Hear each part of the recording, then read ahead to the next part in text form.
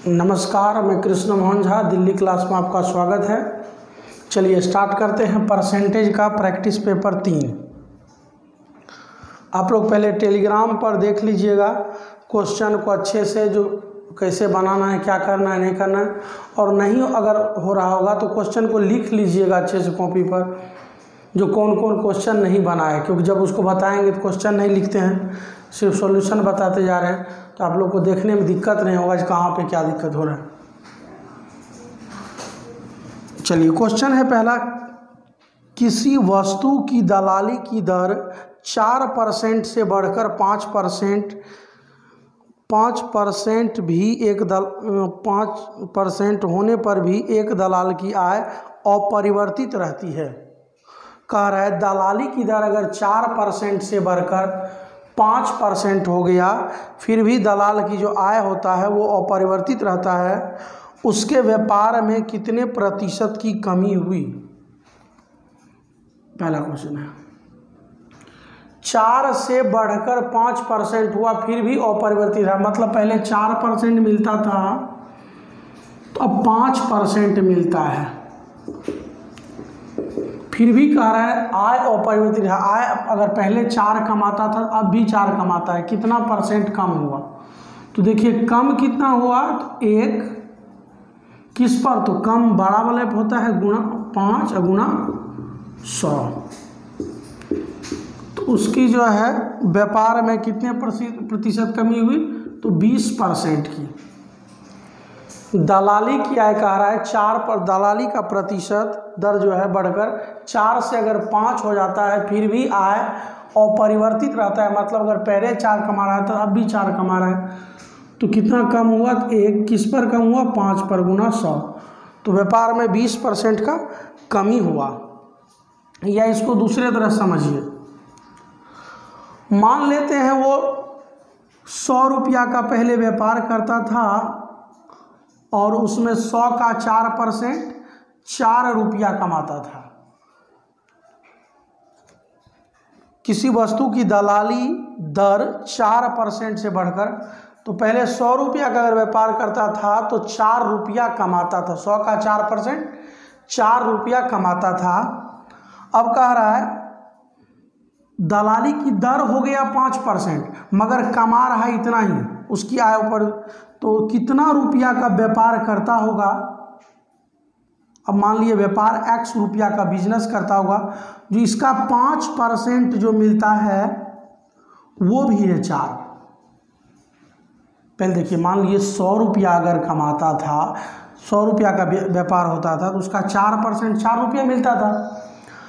अब 5% तो मिलता है मगर रुपया में 4 ही है, तो कितना रुपया व्यापार करता था, X का 5% बराबर 4, यहाँ से 20, X बराबर 80, तो अब व्यापार कितने रुपया कर रहा है, 80 रुपया का, तो कितना कम हुआ, तो 20% की कमी, 20% की कमी। समझिए दोबारा से, देखिए 100 रुपया का व्यापार करता था तो 4%, 100 का 4% 4 रुपया दलाली मिलता था। अब दलाली का दर हो गया 5%, मगर आय उतना ही है, आय कितना है 4, तो कितना का व्यापार करता होगा, तो x का 5% बराबर 4 रुपया, तो x बराबर 80, मतलब अब व्यापार 80 रुपया का हो रहा है, व्यापार में कितने परसेंट कम हो गया, पहले 100 रुपया व्यापार होता था, अब 80 रुपये का 20% की कमी। अगला क्वेश्चन कह रहा है 2 नंबर, पटसन के भाव में 20% कमी आने पर उसका भाव 800 रुपया हो जाता है, तो इसका प्रारंभिक मूल्य क्या था। पटसन के भाव में 20% कमी आने से पटसन का प्रारंभिक मूल्य पूछा है, तो x मान लिए पहले का भाव क्या था, इसमें 20% कमी हुआ तो 80/100 बराबर 800, 0 0 समाप्त, 8 से 100, 100 गुना 10, 1000 रुपया आ गया। पटसन का मूल्य पहले था, पटसन का भाव पहले था 1000 रुपया। अगला क्वेश्चन, एक कक्षा में 3 सेक्शन है जिनमें क्रमशः 40, 50, 60 छात्र है। इनमें क्रमशः 10%, 20% या 10% छात्र उत्तीर्ण हुआ। पूरी कक्षा में कितने प्रतिशत छात्र उत्तीर्ण हुए? कह रहा है एक क्लास में 3 सेक्शन है। 3 नंबर क्वेश्चन, 3 सेक्शन है। पहला सेक्शन में जो है 40 स्टूडेंट है, दूसरा सेक्शन में 50 स्टूडेंट है और तीसरे में 60 स्टूडेंट है। तीसरे में 60 है। कह रहा है इसमें से क्रमशः 10%, मतलब 40 वाले में 10% पास किया। 40 का 10% हो गया, 4 स्टूडेंट पास किया। 50 वाले सेक्शन में 20% पास किया। 50 का 20% 10 और 60 वाले में 10%, तो 60 का 10% पास किया। 60 का 10% हो गया 6। तो टोटल पास कितना किया? तो 4 और 10 14 6 20, 20 स्टूडेंट पास किया। टोटल कितना में से? तो इसको जोड़ लीजिए 150। 150 में से 20 स्टूडेंट पास किया। तो कह रहा है पूरी कक्षा में कितने प्रतिशत छात्र उत्तीर्ण हुआ? कितना प्रतिशत पास किया? प्रतिशत में पूछ रहा है। तो 20 बटे 150 गुना 100, 20 बटे 150 गुना 100, तो 0 से 0 खत्म, 5 से भी कट जाएगा। 5 तिया 15, 5 दूना 10, 40 बटे 3, तो 13.1/3%। पूरी कक्षा में 13.1/3% स्टूडेंट पास किया। अगला क्वेश्चन देखिए। अगला क्वेश्चन है 4 नंबर। एक परीक्षा में कमल ने 70% अंक प्राप्त किया। उसने 4 विषयों में क्रमशः 3 विषय में 81%, 66% और 61% अंक प्राप्त हुए। अतः चौथे विषय में उसे कितने प्रतिशत अंक प्राप्त हुआ? चौथे विषय में उसे कितने प्रतिशत, हर जगह प्रतिशत में है। कह रहे एक परीक्षा में कमल ने 70% अंक प्राप्त किया। उसे 4 विषय में से क्रमशः 3 में उसे 81% मिला। 81%, दूसरे में 66%, सबको जोड़ते जाइए। तीसरे में 61%, चौथा में x% बटे 4, क्योंकि चारों का 70% मिला बराबर 70%। अब सॉल्व कर देंगे या ऐसा करते, मान लेते 4 विषय है तो 400 अंक हो गया। 400 अंक हो गया कुल, 400 का 70% मिला, 280 अंक मिला। फिर 81 अंक एक में, 66 अंक एक में, इसमें 61, तीसरे में चौथे में कितना मिला पता चल जाता। ऐसे इसको जोड़ लेते हैं तो 1 6 7 1 8 8 6 12 8 20, 208% प्लस x% बराबर 7 चौका 28, 280, x बराबर 280, सब परसेंट में 280 माइनस 208, x बराबर आ गया 72%। तो उसको चौथे में कितना मिला? 72% अंक मिला। अगला क्वेश्चन कह रहा है चीनी के भाव, या इसको दूसरा तरह से बताए थे, इस तरह कर सकते हैं। मान लीजिए 4 पेपर है, सब पेपर 100-100 का, 100-100 का चारों पेपर मान लेंगे।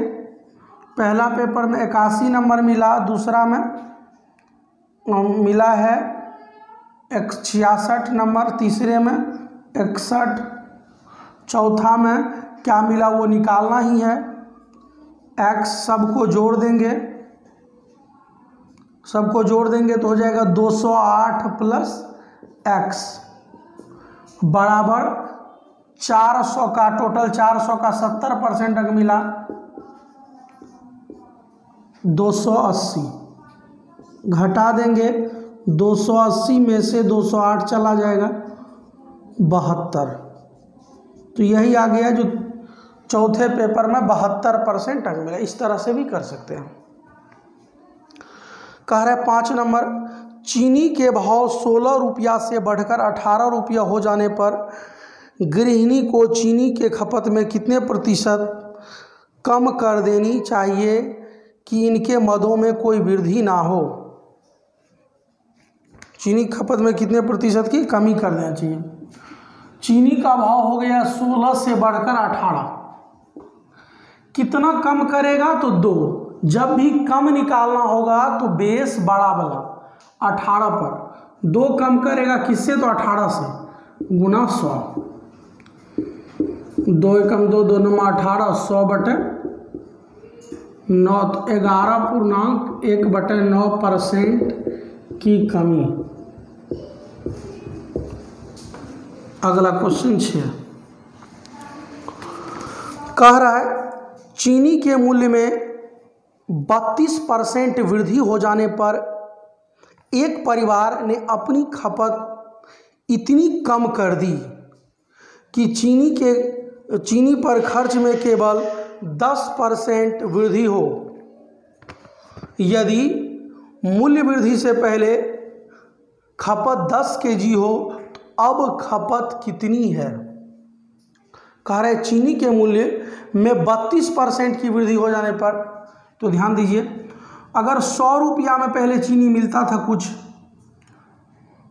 जो भी मिलता था, अब वही चीनी का दाम हो गया 132 रुपया।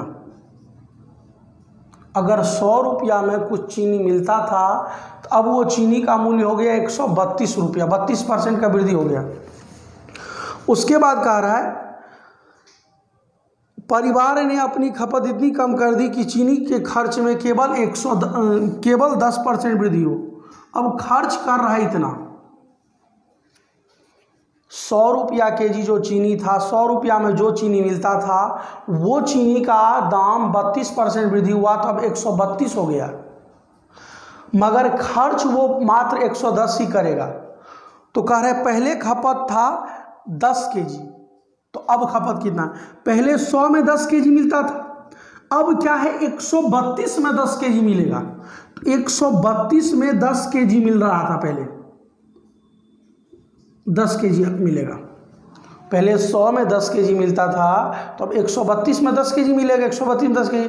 पर अब खर्च कितना करना चाहता है 110, तो 110 में कितना किलो मिलेगा टैक्स। कटा देंगे 11 से 10 बार में, 11 से 12 बार में।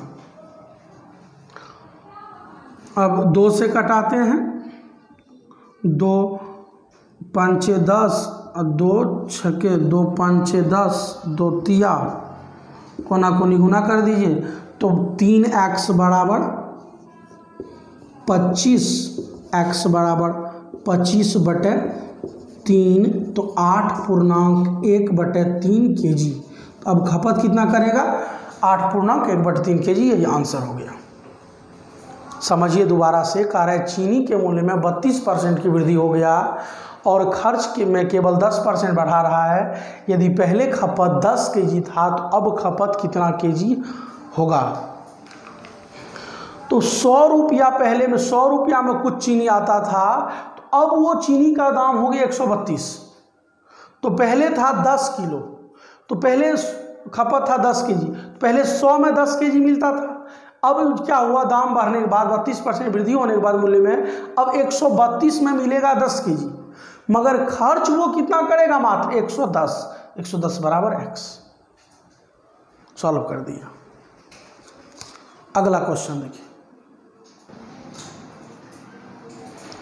क्वेश्चन नंबर 7 कह रहा है अरविंद अपनी आय का 75% खर्च करता है। उसकी आय में 20% की वृद्धि हो गई तथा उसने अपने खर्च में 10% की वृद्धि कर दी, तो उसके बचत में कितना % की वृद्धि होगी। अरविंद अपनी आय का 75% खर्च करता है। अरविंद अपनी आय का 75% खर्च करता है, उसकी आय में 20% की वृद्धि हो गई तथा उसने अपने खर्च में 10% की वृद्धि कर दी, तो उसके बचत में कितना प्रतिशत की वृद्धि होगी। तो आय लिख लेते हैं, उसके बाद खर्च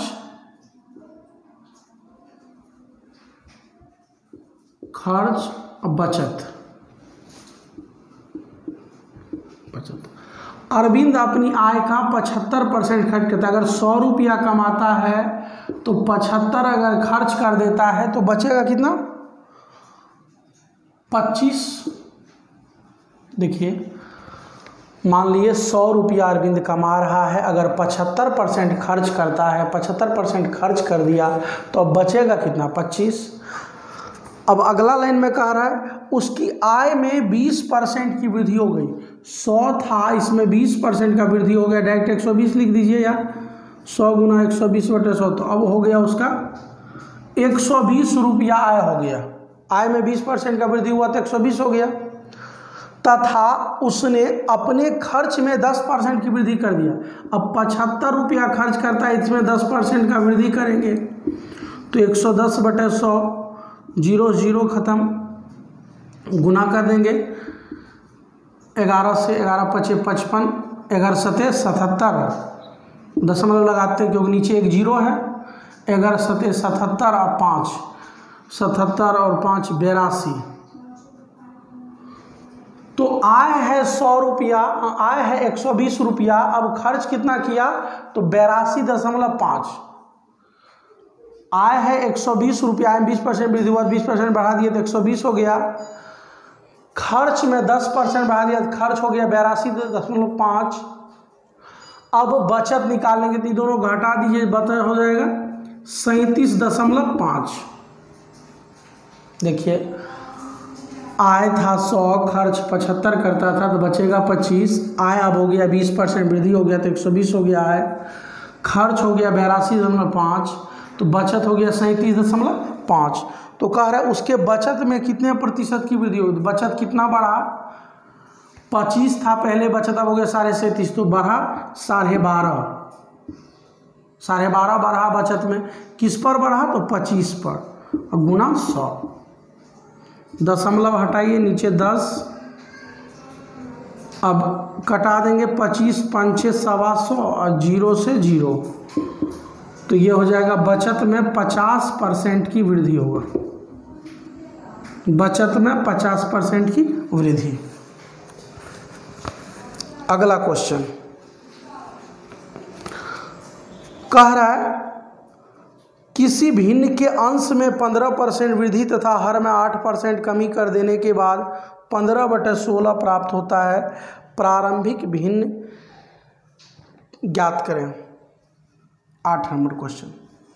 भिन्न मान लेंगे x/y, अंश में 15% वृद्धि तो x गुना 115/100 बटे y गुना 92/100। 8% कमी तो 92/100, 15% वृद्धि 115, 8% कमी तो 92 कर देने पर इसका जो होता है 15/16 प्राप्त, तो बराबर 15/16। अब सॉल्व कर देंगे, 100 खत्म, x/y बराबर 15/16 गुना 92, ऊपर चला जाएगा और 115 नीचे, 92/115। अब कटा देंगे, कटेगा ही, कट जाएगा, 23 चौका 23 पंचे 5 से 3, 4 चौका 16। तो x/y भिन्न क्या आ गया, x/y बराबर 3/4। प्रारंभिक भिन्न क्या है तो 3/4। अगला क्वेश्चन देखिए।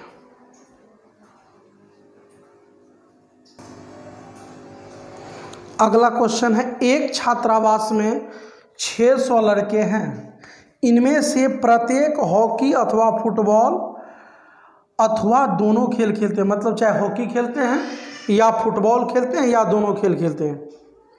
यदि 75% लड़के हॉकी खेलते हैं, कह रहा है यदि 75% लड़का हॉकी खेलता है तथा 45% लड़का फुटबॉल खेलता है।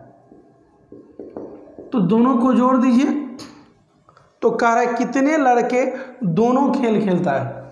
कह रहा है क्वेश्चन, एक छात्रावास में 600 लड़के हैं, इनमें से प्रत्येक जो हॉकी या अथवा का मतलब होता है या फुटबॉल या दोनों खेल खेलते हैं। यदि 75% लड़के हॉकी खेलते हैं, 45% लड़के फुटबॉल खेलते हैं, तो कितने प्रतिशत छात्र दोनों खेल खेलते हैं।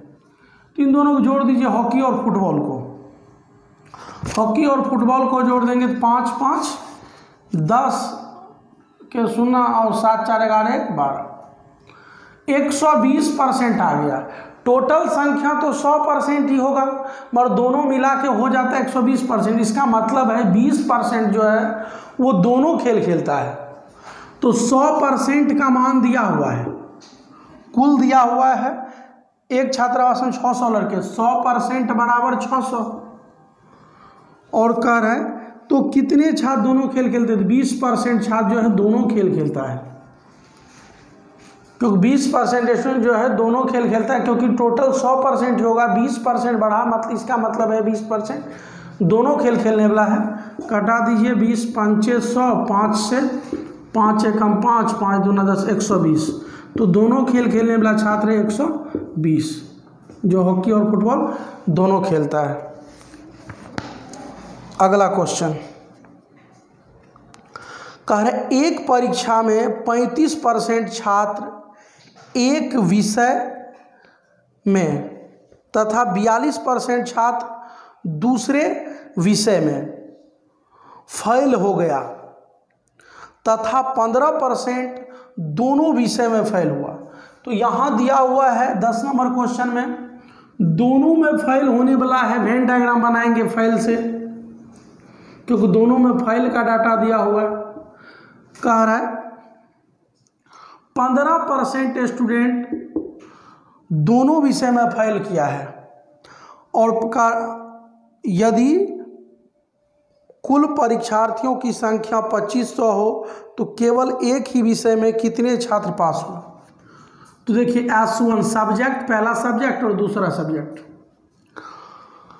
एक परीक्षा में 35% छात्र एक विषय में पास हुआ, एक विषय में फेल हुआ है। तो 15% अगर दोनों में है तो केवल पहला विषय में फेल करने वाला 35 में से 15 घटा दीजिए तो 20%। 20% स्टूडेंट केवल एक विषय में फेल किया है, पहला सब्जेक्ट में। अब कह रहे 42% छात्र दूसरे विषय में फेल किया, तो 35 में से 15 घटा दीजिए। ये 42 में से 15 घटा दीजिए तो बचा 42 में से 15 चला गया तो 12 में से 5 गया 7 और 2, 27% जो है केवल दूसरे विषय में फेल किया है। अब कह रहा है यदि कुल परीक्षार्थियों की संख्या 2500 हो, मतलब 100% बराबर 2500। अब समझिए 100% बराबर 2500, तो केवल एक ही विषय में कितने छात्र पास हुए। इसका कहने का मतलब है, इस बात का कहने का मतलब है एक ही विषय में कितने छात्र पास हुए। तो मतलब ये कह रहा है एक विषय में कितने छात्र फेल हुए।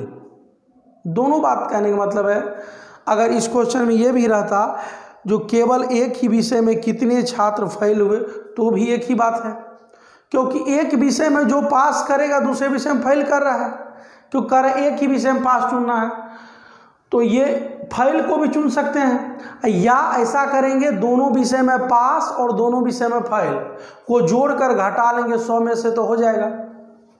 एक तो ये कर सकते हैं 20 और 27 डायरेक्ट लिख सकते हैं 47% बराबर x, क्योंकि ये एक ही विषय में फेल किया है, मतलब एक ही विषय में पास भी किया होगा।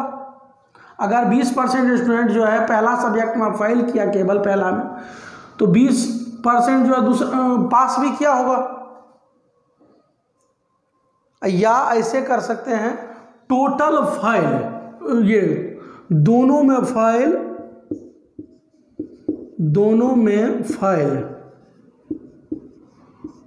प्लस दोनों में पास, दोनों में पास को जोड़कर घटा लेंगे। दोनों में फेल करने वाला और दोनों में पास करने वाला को जोड़ करके घटा लेंगे तो जो बचेगा वो एक सब्जेक्ट में फेल करेगा। तो दोनों में जो फेल करने वाला है वो है दिया हुआ 15% और दोनों में पास वाला भी निकल सकता है। यहाँ से 20 और 15 हो गया 35 और 35 और 27 जोड़ देंगे तो टोटल फेल ये हो जाएगा। अगर यहाँ से करते हैं 20 7 5 12 के 2 और 2 1 3 3 1 हासिल 3 2 5 1 6 तो 62% आ गया टोटल फेल। तो बचा दोनों में पास 62 घटा लेंगे तो 38% आ जाएगा दोनों में पास। तो ये दोनों को जोड़ दीजिए 8 5 53% स्टूडेंट चाहे दोनों में फेल है या दोनों में पास है तो बाकी बचा 47%। इस तरह से भी कर सकते हैं। देखिए फेल से डाटा बना है 15%, यहाँ लिखिए 35 टोटल फेल था पहला सब्जेक्ट में तो 35 में से घटा लिए 15 तो बचा केवल पहला सब्जेक्ट में 20 फेल हुआ है।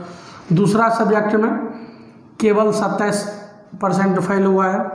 सबको जोड़ देंगे, पहला एक सब्जेक्ट में फेल किया ये केवल दूसरे सब्जेक्ट में फेल किया, दोनों को जोड़ करके निकाल सकते हैं या दोनों में पास और दोनों में फेल को जोड़ लेंगे 100 में घटा करके निकाल सकते हैं। अब इसको गुना कर देंगे 47 गुना 25 हो जाएगा 25 सते 175 के 5 और 25 चौका 100 17 117 1175 स्टूडेंट जो है केवल एक विषय में पास हुआ या केवल एक विषय में फेल हुआ। ये दोनों प्रश्न का उत्तर है। अगला क्वेश्चन,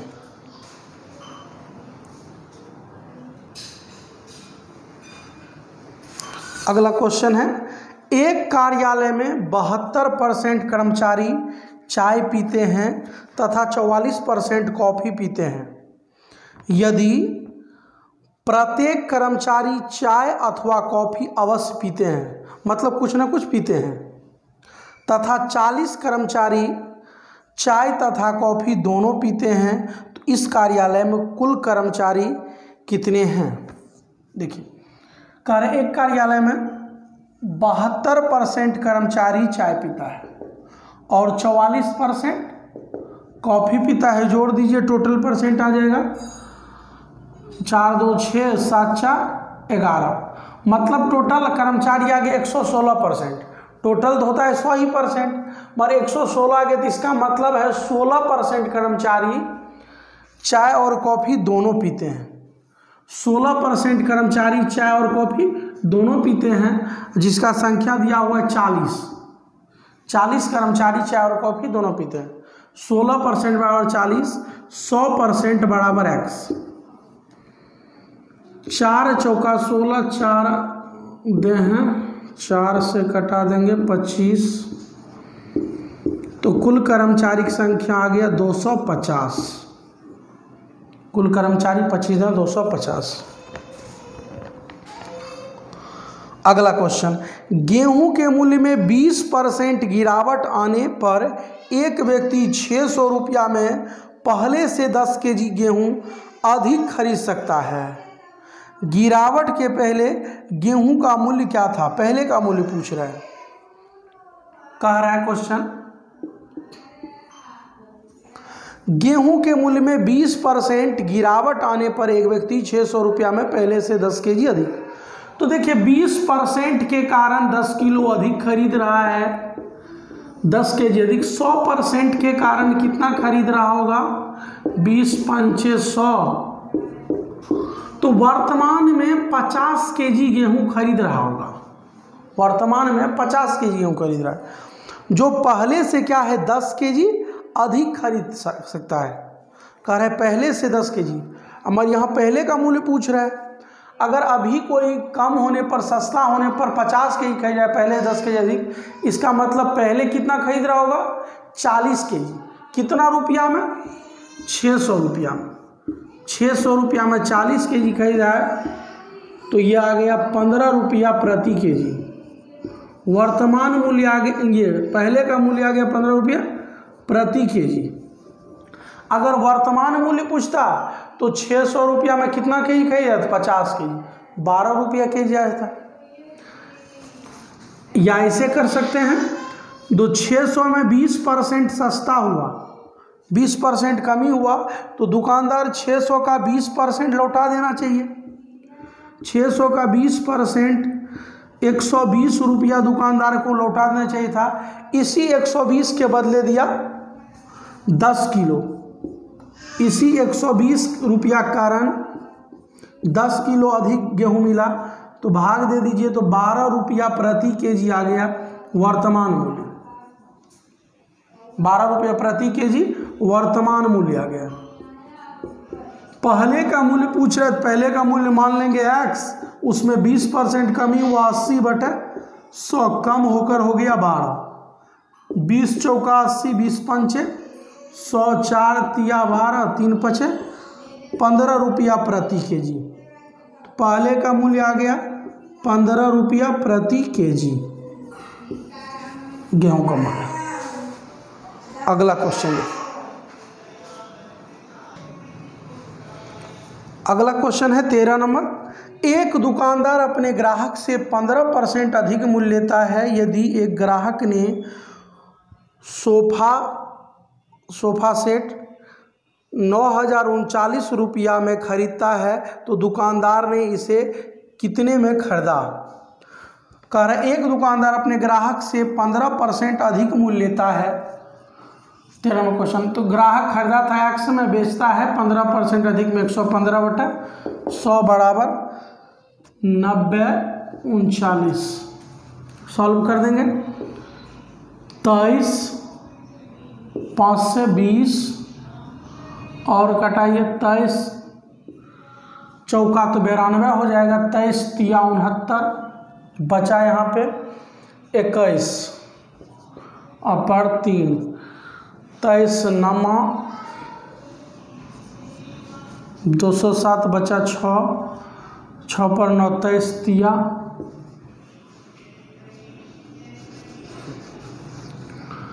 तो x बराबर आ जाएगा 0, 3 दूना 6, 9 दूना 18, 3 दूना 6, 1 7। तो दुकानदार खरीदा था 7860 में। अगला क्वेश्चन 14 नंबर,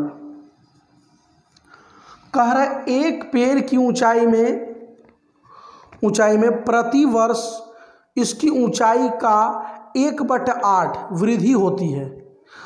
यदि अब इस पेड़ की ऊंचाई 8 सेंटीमीटर हो तो 2.1/2 वर्ष बाद इसकी ऊंचाई कितनी होगी?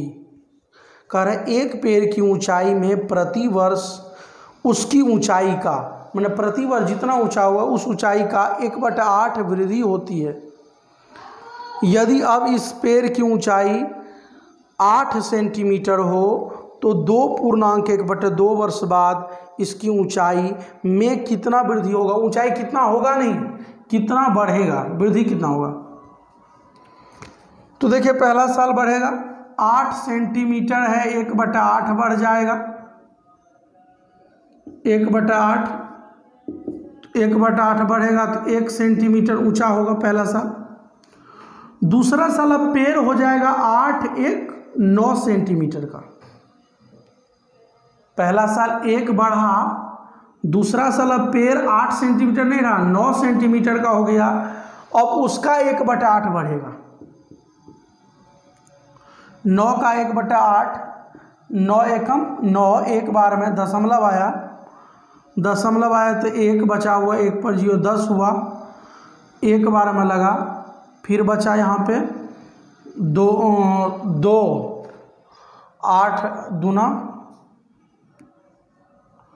16, अब बचा 4, 8 पंचे 40। तो दूसरा साल में इतना बढ़ा 1.125। अब पेड़ का ऊंचाई दूसरा साल के बाद इतना नहीं रहा, 9 नहीं रहा, अब हो गया 9 और इनको जोड़ दीजिए तो 10.125। और अगला साल इसका जो है तीसरा साल पूरा नहीं है तो आधा साल है तो आधा ही बढ़ेगा। तो जैसे 1/2 एक साल में अगर ब्याज मिल रहा है 1/8, अब आधे साल में ब्याज मिलेगा तो 1/16, इसका आधा मैंने 1/8 का आधा, तो आधा हो गया 1/8 का आधा 1/16 होता है। 1/8 का आधा, आधा का मतलब /2, तो ये नीचे आ जाएगा तो 1/16। अब इसको भी कटा दीजिए, कटाना थोड़ा लंबा है। दशमलव आ जाएगा पहले ही, 16 छके 96, हाँ 16 छके 96 लगा। यहाँ पे बचा 5, 5 पर 2 52, तो 16 तिया 48, 4, 4 पर 5 45, 16 दूना 32, 16 तिया 48, इसी सब के आसपास चला जाएगा।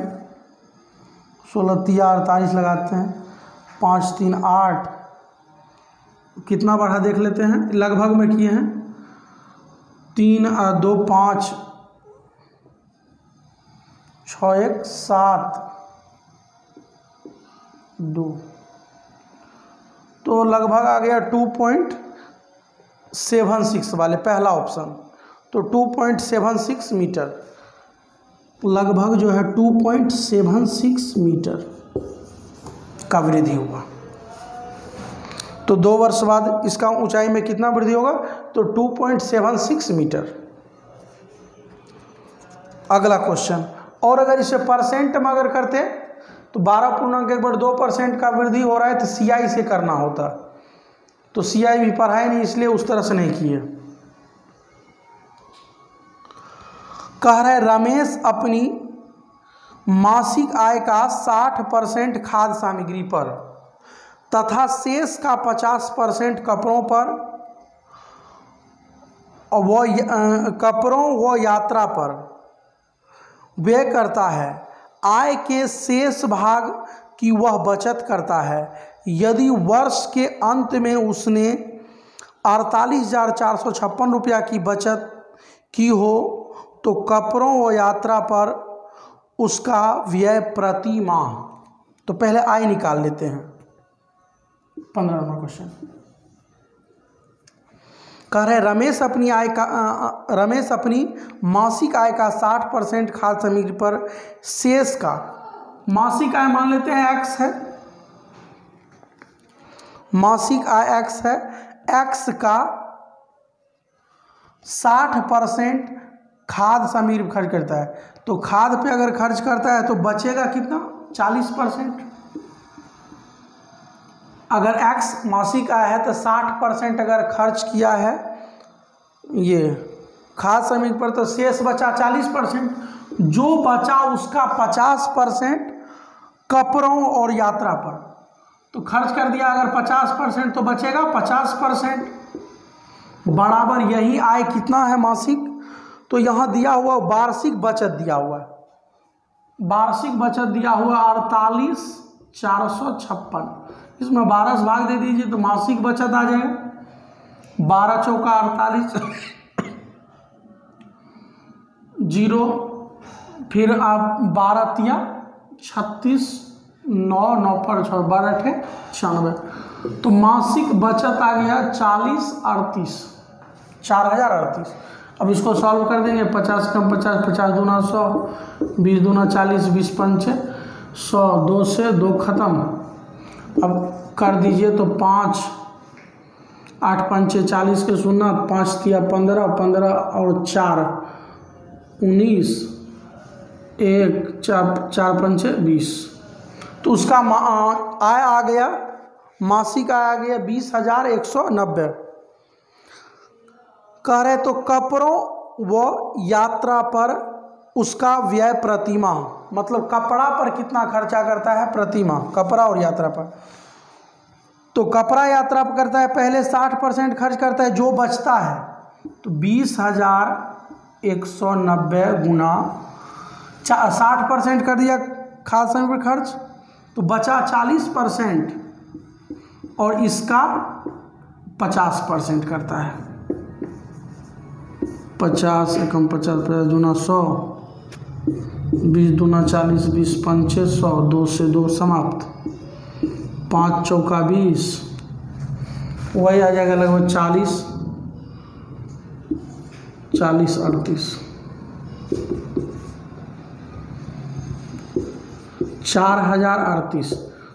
तो प्रति माह जो है वो कपड़ों और यात्रा पर खर्च करता है 4038 रुपया। अगला क्वेश्चन देखिए,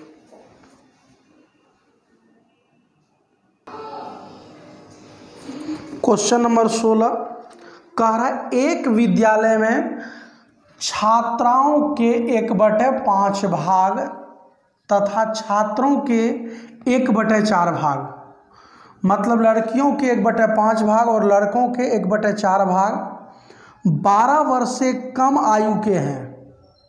यदि विद्यालय में कुल 1000 विद्यार्थी हो तथा इनका 2/5 भाग छात्रा है, तो देखिए कुल है विद्यार्थी 1000,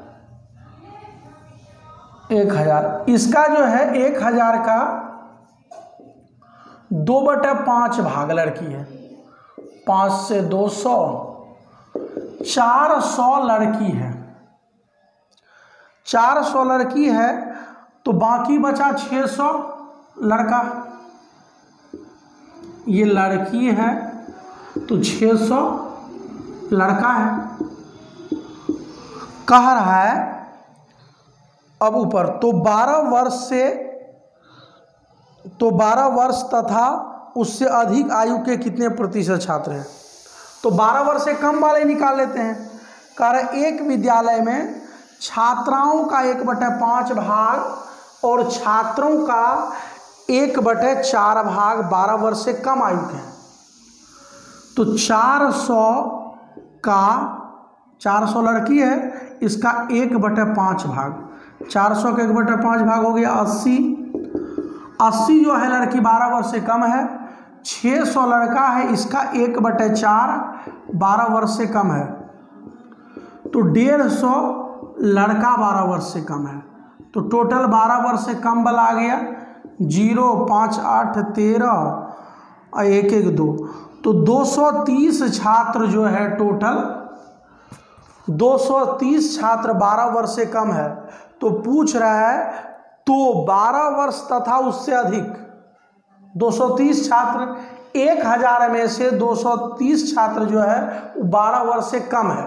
तो बाकी जो बचा ऊपर है, तो ऊपर कितना है, तो 1000 में 230 घटा देंगे तो 770 छात्र 1000 में से गुना 100। देखिए 230 छात्र जो है 12 से कम है, तो 12 या 12 से ऊपर वाले पूछ रहा है। 1000 में 230 घटा दिए तो बचा 770 छात्र जो है 12 वर्ष या उससे अधिक के आयु के हैं, 1000 में से गुना 100। तो 77% छात्र जो है 12 वर्ष का है या उससे ऊपर है। अगला क्वेश्चन 17 नंबर कह रहा है एक छोटी मेज तथा एक कुर्सी का मूल्य 430 रुपया है। यदि मेज का मूल्य कुर्सी के मूल्य से 15% अधिक हो, मेज और कुर्सी मिला के है 430। कह रहे यदि मेज का मूल्य कुर्सी के मूल्य से 15% अधिक हो, माने मेज का जो मूल्य है कुर्सी के मूल्य से,